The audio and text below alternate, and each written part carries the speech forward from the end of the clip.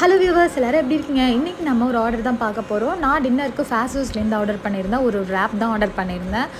ரொம்ப ஹெவியாக சாப்பிடுவேன், லைட்டாக ஒரே ஒரு ரேப்பில் முடிச்சிடலான்னு சொல்லிட்டு ஃபேஸோஸ்லேருந்து ஒரு egg cheese chicken sausage wrap இதோட நேம். பேர் தான் நல்லா பெருசாக இருக்கும், ஆனால் வந்து ஃபில்லிங்ஸ்லாம் வந்து எப்படி இருக்குன்னு பார்ப்போம். இப்போ ஓப்பன் பண்ணியாச்சு.